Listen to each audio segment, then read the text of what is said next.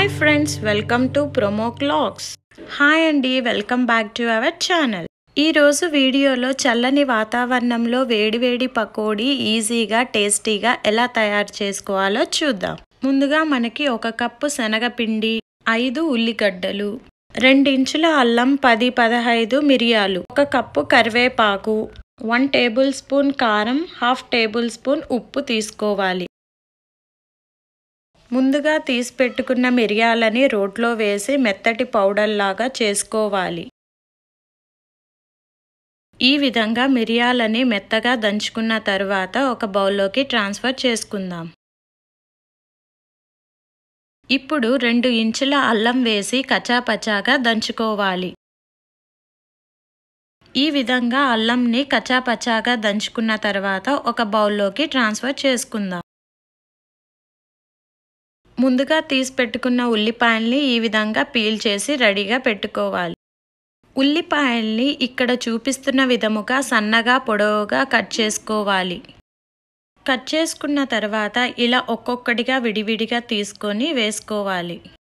ఇలా ఉల్లిపాయల్ని విడివిడిగా చేసుకోవాలి. ఇప్పుడు కొద్దిగా ఉప్పు వేసి ఉల్లిపాయలను ఇలా ప్రెస్ చేస్తూ నలపాలి. అప్పుడే ఉల్లిపాయల్లో నుంచి నీళ్లు కొంచెం కిందికి దిగుతాయి. ఇలా ఉల్లిపాయలోకి నీరు వస్తుంది. ఇప్పుడు తగినంత వాము, ముందుగా దంచి పెట్టుకున్న మిరియాల పొడి, అల్లం, తగినంత ఉప్పు, 1 టేబుల్ స్పూన్ కారం, కొద్దిగా శనగపిండి వేసుకొని కలుపుకోవాలి. ఇక్కడ శనగపిండిని ఒకేసారి వేసుకోకండి. కొద్దిగా వేసుకొని ఉల్లిపాయలో ఉన్న నీటితో వీటినన్నిటిని బాగా కలుపుకోవాలి.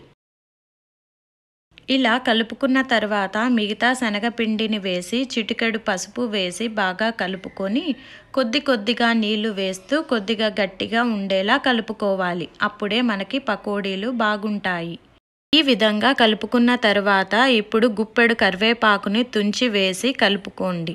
ఇప్పుడు స్టవ్ మీద బాండీ పెట్టుకొని అందులో వేయించడానికి సరిపడా నూనె పోసుకొని కాగబెట్టుకోవాలి.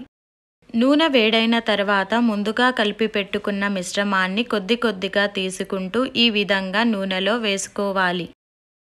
ఈ విధంగా వేసుకున్న తర్వాత 1 నిమిషం వరకు అవి వేగనివ్వాలి. 1 నిమిషం పాటు వేగిన తర్వాత జల్లెడ గరిటెతో ఈ విధంగా తిప్పుకొని వేపించుకోవాలి. బాగా ఎర్రగా అయ్యేంత వరకు వేయించుకోవద్దండి. నేను ఇక్కడ చూపిస్తున్న విధముగా వేయించుకోండి. ఇప్పుడు వీటిని ట్రాన్స్ఫర్ చేసుకుందాం.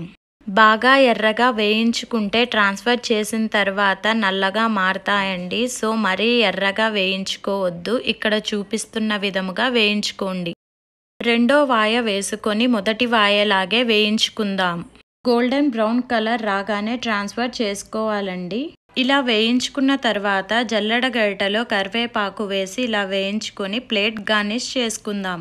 ఇంతే అండి, వేడివేడి ఆనియన్ పకోడీ రెడీ. మీరు కూడా ట్రై చేసి కామెంట్ చేయండి. Thank you for watching. Please like, share and subscribe and click the bell icon.